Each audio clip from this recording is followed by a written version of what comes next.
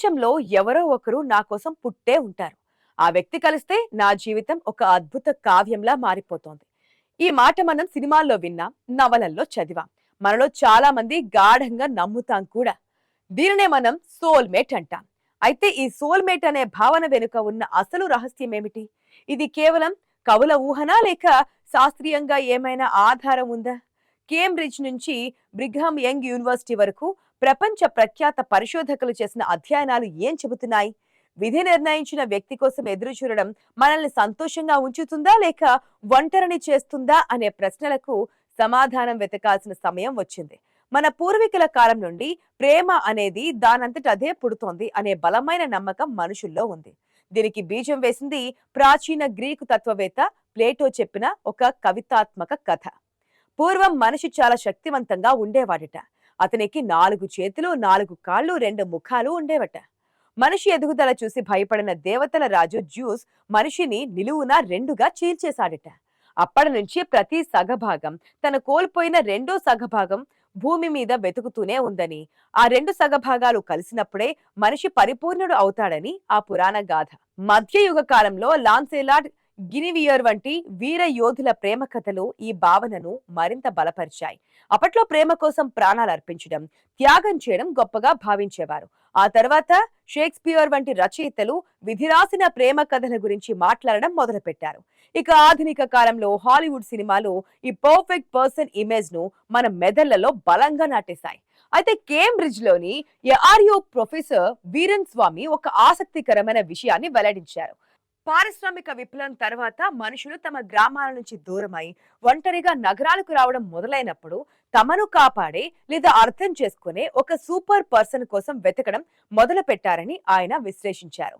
నేటి డేటింగ్ యాప్లు ఆ పవిత్రమైన వెతుకులాటను కాస్త రిలేషన్షిప్ షాపింగ్ గా మార్చేశాయి. వందల మంది ప్రొఫైల్స్ చూస్తూ ఒక వస్తువును ఎంచుకున్నట్లుగా భాగస్వామిని వెతకడం వల్ల అసలైన అనుబంధం నిస్తేజంగా మారిపోతుందని ఆయన హెచ్చరిస్తున్నారు. అమెరికాలోని Brigham Young University professor Jason Carroll సంబంధాల పట్ల మనుషుల ఆలోచన విధానాన్ని విశ్లేషిస్తూ దీనిని ది సోల్మేట్ ట్రాప్ అని పిలిచారు. ఇందులో మొదటి రకం వారు డెస్టినీ బిలీవర్స్. వీరు తమ భాగస్వామి దైవ నిర్ణయమని, ఎటువంటి ప్రయత్నం లేకుండానే అంతా సవ్యంగా జరగాలని కోరుకుంటారు. వీరి బంధంలో చిన్న గొడవ రాగానే నువ్వు నా సోల్మేట్ కాదేమో, అందుకే మన మధ్య గొడవలు వస్తున్నాయి అని భావించి బంధాన్ని తెంచుకోవడానికి త్వరగా సిద్ధపడతారు. దీనికి విరుద్ధంగా రెండో రకం వారు గ్రోత్ బిలీవర్స్. వీరు బంధం అనేది ఒక మొక్క లాంటిదని, దాన్ని ప్రతిరోజు నీళ్లు పోసి పెంచాలని నమ్ముతుంటారు. గొడవలు వచ్చినా మన బంధాన్ని మెరుగుపరుచుకోవడానికి నేనేం చేయాలి అని ఆలోచిస్తూ ఉంటారు. హ్యూస్టన్ విశ్వవిద్యాలయం ప్రొఫెసర్ శ్రీ రేమండ్ నై జరిపినటువంటి అధ్యయనాల్లో కూడా ఇదే తేలిందట. ప్రయత్నం ద్వారా బంధాన్ని కాపాడుకోవచ్చని నమ్మేవారు దీర్ఘకాలం సంతోషంగా ఉంటున్నారు. ఇక్కడ విడ్డూరం ఏంటంటే సోల్మేట్ అనే భావనను బలంగా నమ్మే వాళ్లే త్వరగా విడిపోతున్నారట. ఎందుకంటే నిజ జీవితంలో గొడవలు లేని బంధం అంటూ ఉండదు. కానీ వీరు మాత్రం సోల్మేట్ అంటే గొడవలే ఉండకూడదని ఊహల్లో బ్రతుకుతూ ఉంటారు. మొదటి సమస్య రాగానే వారి ఊహల లోకం కూలిపోతోంది. బంధం అనేది అదృష్టం వల్ల దొరికే నిధి కాదు. అది ఇద్దరు వ్యక్తులు కలిసి శ్రమించి నిర్మించుకోవాల్సిన సౌధమని సైన్స్ నిరూపిస్తోంది. మనం ఎవరినైతే ప్రత్యేక వ్యక్తి అని అనుకుంటామో ఆ ఆకర్షణ వెనుక మన శరీరంలోని హార్మోన్లు, నాడీ వ్యవస్థ చేసే మాయాజాలం కూడా ఉంటుంది. లవ్ కోచ్ వికీ పావిట్ చెప్పినట్లుగా కొన్నిసార్లు మనం ఒక వ్యక్తి వైపు విపరీతంగా ఆకర్షితులవ్వడానికి కారణం వారు మన సోల్మేట్ అవ్వడం కాదు, మన పాత గాయాలు లేదా గత జీవితంలోని బాధాకరమైన అనుభవాలు వారిలో ప్రతిబింబించడం కావచ్చు.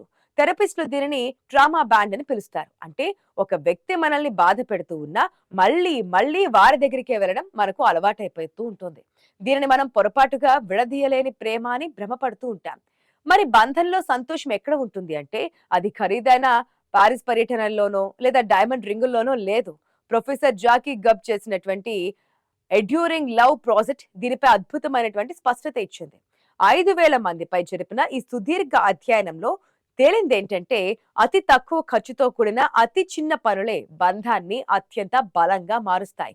ఉదయాన్నే భాగస్వామికి వేడి టీ కప్పు అందించడం, ఆఫీస్ నుండి ఇంటికి రాగానే ప్రేమగా కౌగలించుకోవడం, కలిసి భోజనం చేస్తూ రోజంతా జరిగిన విషయాలను పంచుకోవడం, లేదా భాగస్వామికి ఇష్టమైన ఫోటోను ఫోన్ వాల్ పేపర్ గా పెట్టుకోవడం వంటివి గొప్ప గొప్ప బహుమతుల కంటే ఎక్కువ సంతృప్తిని ఇస్తాయి. నిజమైన సోల్మేట్ అంటే మీ జీవితంలోని అన్ని బలహీనతలు తెలిసి కూడా మీ సమస్యల్లో వెన్నంటి ఉండి మీతో కలిసి నడిచే అసంపూర్ణ వ్యక్తి మాత్రమే.